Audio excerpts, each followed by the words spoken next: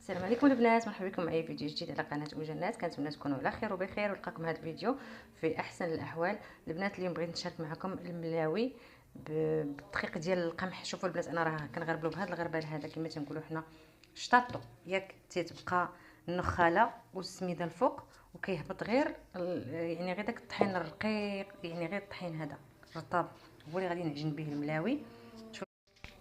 البنات هنا بعد ما كملت التغربال ديال الطحين خديت هنا شويه الملحه، واحد الخماره ديال الحلوه حمراء غير وحده. صافي البنات هانتوما شوفوا نخلطو مزيان معاه وغادي نعجنو بالماء بارد البنات، الماء بارد، ولكن حاولوا لانه هذا الطحين ديال القمح راه دغيا يعني دغيا كيولي جاري، يعني حاولوا ديروا الماء غير شويه بشويه حتى يتجمع، حيت ما فيهش الفورس، نجمعوه غير بشويه بشويه. البنات هنا كيف ما شفتوا انا بعد ما دلكت العجينه صراحه دلكتها نيت شي 10 دقائق وانا كندلك فيها. كيف ما كتعرفوا القمح ماشي بحال الفورس ولا شي دقيق اخر تيبغي باش يطلق داك بعضياته باش يولي، حيت ما فيه لا فورس لا والو. المهم هنا دهنته بشويه ديال الزيت وغادي نديرو فواحد البلاستيكه وغنخليه يقضي شغلاتي ونخليه يرتاح على خاطرو حتى نرجع ليه. شوفوا دابا كي راه قاصح، هذا ملي غادي نبغي نلويه.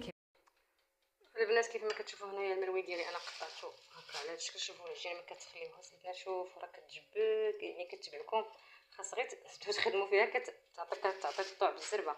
المهم انا الملويات ديالي ها ما قطعتهم وجيت هنايا درت شويه ديال الطحين اللي عجنت به نفسه ديال القمح، زدت فيه واحد الخماره ديال الحلوه وغنزيد عليه هنايا شويه الزبده ذوبتها تمشى منها الماء وغادي نخلط.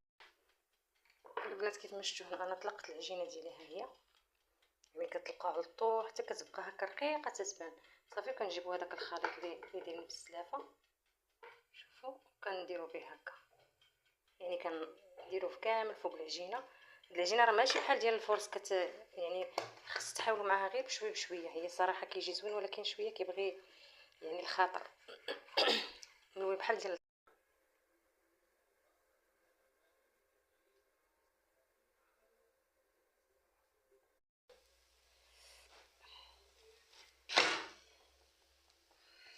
وي وي وي وي.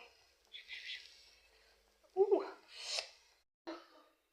بنات ها هو الشكل النهائي ديال المليويات ديالي. هي شي سخون كيف ما كتشوفوا. شوفوا واخا غير القمح المهم كيجيو بنان وصحيين يا سلام. البنات على فكره انا راه لويتهم زبيده بلديه، قلت لكم غليتها حتى مشى منها الماء ديالها، هو اللي لويت بهم المسميات ديالي المليويات ديالي. المهم البنات كنتمنى تجربوهم. الا عجبكم لا فيديو ما تنساوش تشتركوا في القناه وتضغطوا على الجرس باش يوصلكم كل جديد مني.